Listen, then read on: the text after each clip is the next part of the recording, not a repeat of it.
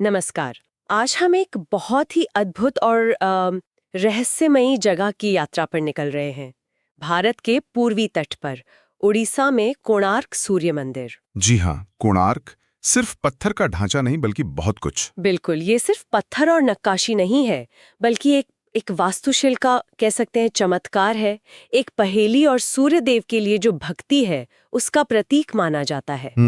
हमारे पास सोशल ज्ञानियर का एक विश्लेषण है आज, जो इसके इतिहास, इसकी जो अनोखी वास्तुकला है और हाँ, इससे जुड़ी जो कहानियां हैं, उन पर थोड़ी रोशनी डालता है। जी। तो आज हम इन्हीं स्रोतों के आधार पर समझने की कोशिश करेंगे कि कोणार्क बना कैसे, इसकी इंजीनियरिंग में क्या खास था, कहानियां क्या है इसके पीछे की, और समय के साथ ये बदला कैसे। बिल्कुल, ये सफर दिलचस्प होने वाला है। जरा सोचिए, एक बहुत बड़ा रथ है ना, जिसे 7 घोड़े खींच रहे हों और 24 पहिए, वो समय का चक्र दिखाते हों, और सब कुछ पत्थर को तराश कर बनाया गया सूर्य देव के लिए। और ये सिर्फ कलाकारी नहीं थी, इसमें विज्ञान और खगोल विज्ञान और आध्यात्मिकता, इन सब का एक बड़ा अनोखा संगम देखने को मिलता है। हाँ, स्रोत बताते हैं, ऐसी कहानियां हैं कि मंदिर की जो मुख्य मूर्ति थी वो जैसे हवा में तैरती हुई सी लगती थी, शायद किसी चुंबकीय प्रभाव के कारण। ये उस जमाने की इंजीनियरिंग की सोच दिखाता है, कमाल की बात है। हाँ, ये तो सोचने में ही कितना हैरान करने वाला है। और कहते हैं कि शिखर पर एक बहुत बड़ा चुंबक था, इतना शक्तिशाली कि समुद्र से जो जहाज गुजरते थे ना, हाँ हाँ। उनके कंपस को भटका देता था। इसी वजह से शायद इसे काला पैगोडा भी कहा गया। जी बिल्कुल, वही कहानी है। तो चलिए फिर इस स्रोत सामग्री के जरिए कोणार्क की दुनिया में उतरते हैं। देखते हैं कि पत्थर कैसे जिंदा हो उठे और कैसे आस्था, इंजीनियरिंग, महत्वाकांक्षा और बलिदान की एक कहानी बनी। खोलते हैं इसे। बिल्कुल। तो ये जो विश्लेषण है, हाँ। इसके हिसाब से कोणार्क की कहानी हमें ले जाती है 13वीं शताब्दी में। पूर्वी गंगा राजवंश का शासन था तब। हम राजा नरसिम्हा देव प्रथम एक शक्तिशाली और काफी महत्वाकांक्षी शासक बताया गया है उन्हें। उन्होंने ही ये भव्य मंदिर बनवाने का फैसला किया, सूर्य देव के लिए, जीवन और ऊर्जा के स्रोत के लिए। जी। और शायद ये सिर्फ भक्ति ही नहीं थी, उनकी जो सैन्य सफलताएं थी, खासकर बंगाल के सुल्तानों पर जो जीत मिली थी, उसका भी प्रतीक हो सकता है ये। हाँ, ये भी एक पहलू हो सकता है। मतलब उद्देश्य सिर्फ पूजा स्थल बनाना नहीं था, बल्कि अपने साम्राज्य की शक्ति, उसकी समृद्धि और एक तरह से कहें तो दैवीय संरक्षण का एक स्थायी स्मारक बनाना था। बिल्कुल। निर्माण शुरू हुआ लगभग 1240-1250 ईस्वी के आसपास, और जिम्मेदारी मिली एक महान वास्तुकार को, बिशु महाराणा। और ये वाकई में एक बहुत ही बड़ी, बहुत महत्वाकांक्षी परियोजना थी। जैसा आपने बताया, इसे एक विशाल रथ के रूप में डिजाइन किया गया था। हाँ, जैसे सूर्यदेव खुद अपने 7 घोड़ों वाले रथ पर पृथ्वी का चक्कर लगा रहे हों। पत्थर के पहियों के 12 जोड़े थे इसमें, कुल 24 पहिए, और हर पहिया करीब करीब 10 फीट व्यास का। 10 फीट। जी। और ये पहिए सिर्फ रथ दिखाने के लिए नहीं थे, इनका प्रतीकात्मक महत्व भी गहरा था।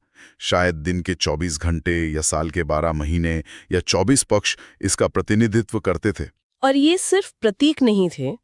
ये कमाल की बात है कि स्रोत बताता है कि इनमें से कुछ पहिए असल में धूप घड़ी का काम करते थे। हाँ हाँ बिल्कुल। उनकी तीलियों और धुरी पर जो सूरज की छाया पड़ती थी, उससे दिन का बिल्कुल सही समय पता लगाया जा सकता था। सोचिए, 13वीं सदी में पत्थर की इतनी बड़ी संरचना और उसमें इस स्तर की खगोलीय सटीकता। बिल्कुल, ये उस समय के खगोल विज्ञान और ज्यामिति के ज्ञान का सबूत है। मंदिर के 3 मुख्य हिस्से थे। ऊंचा देउल, जो मुख्य गर्भगृह वाला शिखर था, वो तो अब खैर ढह चुका है। हाँ, फिर जगमोहन, जो दर्शक मंडप है, वो आज भी खड़ा है। और एक नाट्य मंदिर था, नृत्य मंडप, और मंदिर का लगभग हर इंच, हर कोना बारीक नक्काशी से भरा हुआ था। देवता, अप्सराएं, संगीतकार, पौराणिक जीव, ज्यामितीय डिजाइन और यहाँ तक कि आम जीवन के दृश्य भी उकेरे गए हैं। उन नक्काशियों की बारीकी और वो जीवंतता देखकर वाकई हैरानी होती है। स्रोत भी यही कहता है कि ये सिर्फ सजावट नहीं थी, बल्कि उस समय का जीवन, उनके विश्वास, उनकी कला, उसका एक तरह से विश्वकोश जैसा था। सही कहा। धार्मिक कहानियां तो हैं ही, साथ में सामाजिक जीवन, युद्ध के दृश्य, और हाँ, कुछ ऐसी मूर्तियां भी हैं जिन पर काफी चर्चा होती है उनकी कामुक प्रकृति की वजह से। हो सकता है वो तांत्रिक प्रभाव हो या जीवन के उत्सव का प्रतीक। सही कहा। पत्थर भी मुख्यतः 3 तरह के इस्तेमाल हुए: खोंडालाइट, लेटराइट और क्लोराइट। खोंडालाइट मुख्य ढांचे के लिए, जो वक्त के साथ काफी खराब भी हुआ है, और नक्काशियों के लिए ज्यादातर क्लोराइट जैसे नरम पत्थर का इस्तेमाल किया गया। ये सोचना भी मुश्किल है कि इतने भारी पत्थर खदानों से लाए कैसे गए होंगे और फिर इतनी ऊंचाई तक पहुंचाए कैसे गए होंगे। हाँ, ये तो सोचने वाली बात है। खैर, ये तो हुई कला और स्थापत्य की बात, लेकिन जैसा कि स्रोत इशारा करता है और हमने शुरू में कहा भी, कोणार्क की इंजीनियरिंग रहस्य भी है। ये सिर्फ पत्थर जोड़ने का मामला नहीं था। हाँ, यहीं पर बात और ज्यादा दिलचस्प हो जाती है। ये एक ऐसी पहेली थी जिसने कला, इंजीनियरिंग और शायद उस समय की कुछ गूढ़ मान्यताओं को मिला दिया था। अच्छा। स्रोत के अनुसार ऐसी मान्यताएं हैं, कहानियां हैं कि मंदिर की नींव और संरचना में लोहे के बीम और चुंबकीय पत्थरों का ऐसा इस्तेमाल किया गया था कि जो मुख्य गर्भगृह में सूर्यदेव की मूर्ति थी ना, हाँ, वो बिना किसी सहारे के हवा में तैरती हुई सी लगती थी। हवा में तैरती मूर्ति, ये तो किसी चमत्कार जैसा लगता है। क्या स्रोत इस पर कुछ और तकनीकी बात बताता है या ये बस एक किंवदंती है? स्रोत इसे ज्यादातर एक कहानी की तरह बताता है जो पीढ़ियों से चली आ रही है, जिसमें तथ्य और किंवदंती वो आपस में घुल मिल गए हैं। बनाया जाता है कि मुख्य मूर्ति किसी खास धातु या मिश्र धातु की थी और मंदिर के शिखर पर एक बहुत शक्तिशाली चुंबक, लोड स्टोन जिसे कहते हैं, वो लगाया गया था। अच्छा। और साथ ही दीवारों और नींव में भी चुंबकों या लोहे का ऐसा रणनीतिक इस्तेमाल था कि एक चुंबकीय क्षेत्र बनता था जो मूर्ति को बीच में संतुलित रखता था। हालांकि आज इसका कोई सीधा सबूत नहीं है और यह वैज्ञानिक बहस का विषय है, पर यह कल्पना ही अद्भुत है कि उस समय के इंजीनियरों ने ऐसा सोचा होगा। और इसी विशाल शिखर चुंबक से वो काला पगोड़ा वाली बात जुड़ी है ना? जी हाँ, बिल्कुल। वर्णन यही मिलता है कि यूरोपीय नाविक जो व्यापार के लिए बंगाल की खाड़ी से गुजरते थे, वो तट पर इस विशाल गहरे रंग के ढांचे को एक लैंडमार्क की तरह इस्तेमाल करते थे। उन्होंने इसे ब्लैक पैगोडा नाम दिया। पुरी के जगन्नाथ मंदिर को वो व्हाइट पैगोडा कहते थे। अच्छा। और किंवदंती ये है कि मंदिर का वो शक्तिशाली चुंबक उनके जहाजों के जो नेविगेशन उपकरण थे, खासकर कंपास, उनको बाधित करता था। हाँ, मैंने पढ़ा है इसके बारे में।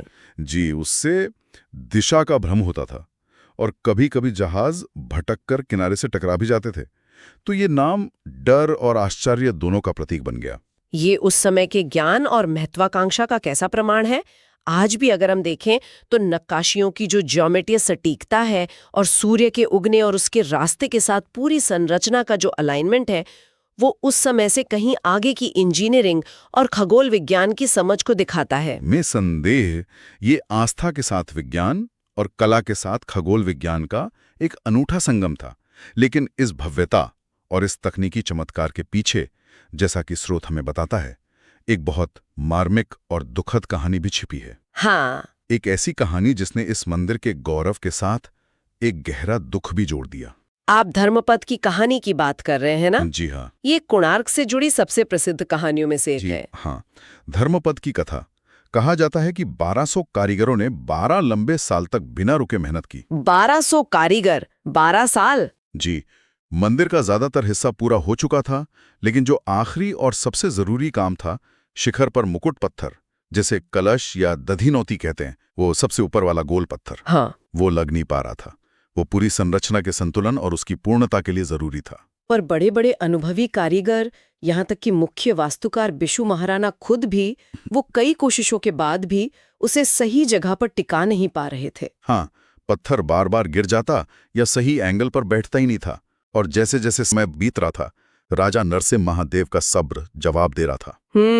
उन्होंने एक सख्त डेडलाइन दे दी और ऐलान कर दिया कि अगर अगली सुबह सूरज उगने तक मंदिर का शिखर पूरा नहीं हुआ तो सभी 1200 कारीगरों को मौत की सजा दे दी जाएगी। हे भगवान, ये तो भयानक स्थिति हो गई होगी। बिल्कुल।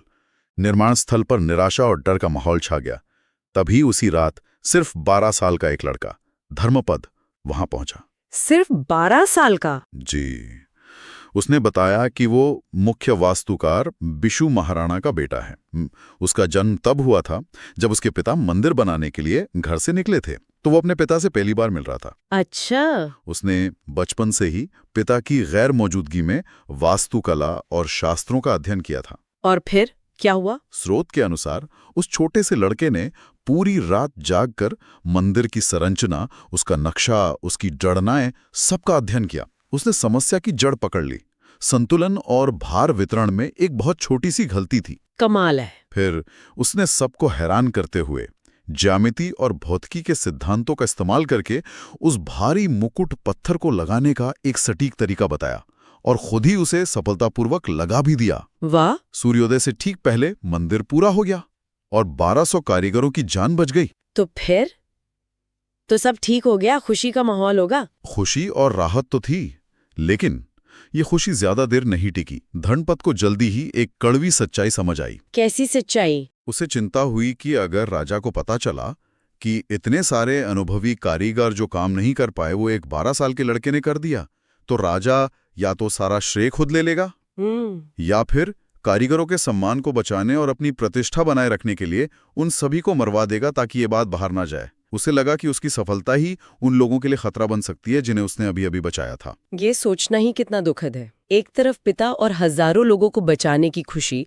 दूसरी तरफ ये डर कि उसकी अपनी काबिलियत ही उनके लिए मौत का सबब बन सकती है। हाँ, और इसी दुविधा में स्रोत बताता है कि उसने एक चरम फैसला लिया। इससे पहले कि कोई उसे रोक पाता या सुबह का उजाला पूरी तरह फैलता, वो मंदिर के सबसे ऊंचे शिखर पर चढ़ गया। नहीं। उसने नीचे खड़े अपने पिता और बाकी कारीगरों को देखा और फिर पास बहती चंद्रभागा नदी थी, जो अब तो सूख चुकी है, उसमें कूदकर अपनी जान दे दी।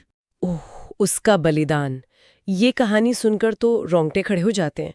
एक बच्चे ने न सिर्फ इंजीनियरिंग की पहेली सुलझाई, बल्कि हजारों लोगों को बचाने के लिए खुद को मिटा दिया। उसका ये बलिदान कोणार्क की कहानी का एक अटूट हिस्सा बन गया।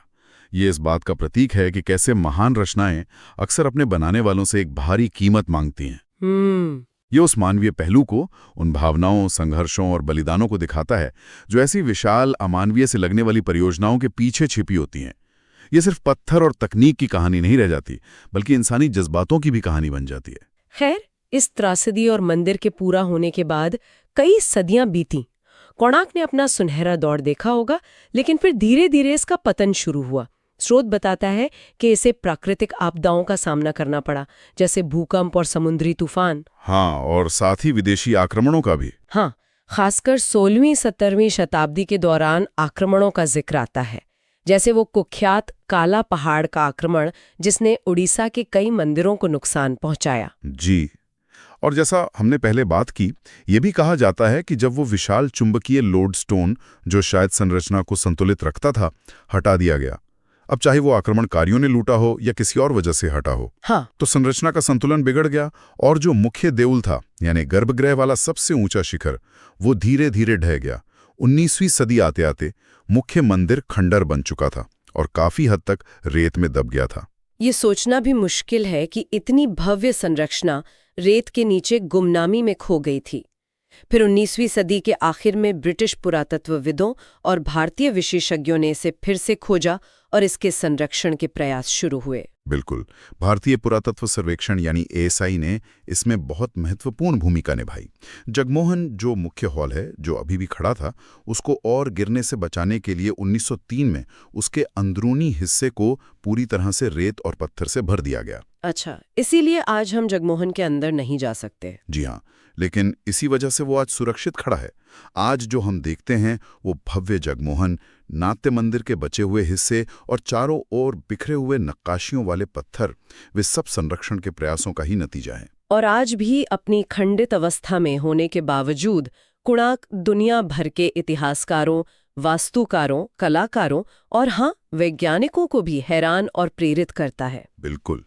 इसका हर पत्थर, हर नक्काशी अपने आप में एक कहानी कहती है, उन्नत इंजीनियरिंग की, गहरी आस्था की, अद्भुत कलात्मकता की और एक दुखद अतीत की भी। सही कहा।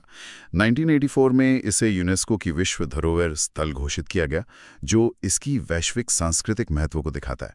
ये न केवल ओडिशा बल्कि पूरे भारत की स्थापत्य और सांस्कृतिक विरासत के सबसे महत्वपूर्ण प्रतीकों में से एक है। स्रोत ये भी बताता है कि इस विरासत को जीवित रखने के लिए हर साल दिसंबर में कोणार्क नृत्य महोत्सव होता है। हाँ, वो बहुत प्रसिद्ध है। जगमोहन की पृष्ठभूमि में भारत के शास्त्रीय नर्तक अपनी कला का प्रदर्शन करते हैं। ऐसा लगता है मानो वे पत्थर की उन मूक मूर्तियों और आत्मा के उस प्राचीन लय के बीच एक संवाद बना रहे हों। ये उस जीवंत संस्कृति को एक श्रद्धांजलि है जिसका ये मंदिर कभी केंद्र रहा होगा। आज भी जब सूरज की पहली किरणें कोणार्क के खंडारों पर पड़ती हैं तो एक अलग ही ऊर्जा महसूस होती है ना? मानो इतिहास जी उठाओ। बिल्कुल। तो इस स्रोत सामग्री के विश्लेषण से हमने देखा कि कोणार्क सिर्फ पत्थर और कला का एक ढेर नहीं है। ये मानवीय महत्वाकांक्षा, गहरी भक्ति, इंजीनियरिंग की अविश्वसनीय प्रतिभा, खगोलीय ज्ञान और अंत में एक दुखद लेकिन प्रेरक बलिदान की एक बहुत ही जटिल और बहुस्तरीय कहानी है। ये वाकई सोचने पर मजबूर करता है कि कैसे 13वीं सदी में बिना आज की तकनीक के कला, खगोल विज्ञान, इंजीनियरिंग और यहाँ तक कि चुंबकत्व जैसे जटिल सिद्धांतों को इतने बड़े पैमाने पर एक साथ लाया गया। हाँ, 1200 कारीगरों का 12 साल तक लगातार काम करना और फिर धर्मपद की वो कहानी, ये हमें उस युग की बौद्धिक गहराई और मानवीय भावनाओं की जटिलता का एहसास कराता है। विशु महाराणा और उनके बेटे धर्मपद की कहानी तो खास तौर से दिल को छू जाती है। एक तरफ पिता की सालों की मेहनत और प्रतिष्ठा दांव पर, दूसरी तरफ बेटे का वो असाधारण ज्ञान और फिर उसका वो अंतिम आत्म बलिदान बहुत मार्मिक है। और ये तथ्य कि आज भी खंडर होने के बावजूद ये मंदिर दुनिया भर के विशेषज्ञों को अपनी ओर खींचता है और अचंभित करता है, ये इसकी अद्वितीय महानता का प्रमाण है। इसकी हर नक्काशी, हर पत्थर अपने आप में एक शोध का विषय है। हमें उस समय की समझ और क्षमता के बारे में बहुत कुछ बताता है। हाँ, जैसा कि स्रोत शायद कहना चाहता है, सच्ची कला और महान रचनाएं तभी जन्म लेती हैं जब दिल, दिमाग और आत्मा का संगम होता है, और कोणार्क इसी का प्रतीक है। ये हमें याद दिलाता है कि महानता खंडरों में भी जीवित रहती है, चमकती रहती है। और यहाँ ये विचार मन में आता है, कोणार्क जैसी भव्य रचनाएं जो विज्ञान और आस्था के ऐसे अनोखे संगम से बनी, क्या वे हमें सिर्फ अपने अतीत के गौरव की याद दिलाती हैं, या वे इस ओर भी इशारा करती हैं कि प्राचीन ज्ञान प्रणालियों में ऐसी और भी कितनी क्षमताएं और समझ छिपी हो सकती हैं, जिन्हें हम आज की वैज्ञानिक दृष्टि से शायद पूरी तरह समझ नहीं पाए हैं, या शायद समय के साथ खो चुके हैं? ये सोचने पर मजबूर करता है कि समय की परतों के नीचे और कौन से रहस्य दबे हो सकते हैं।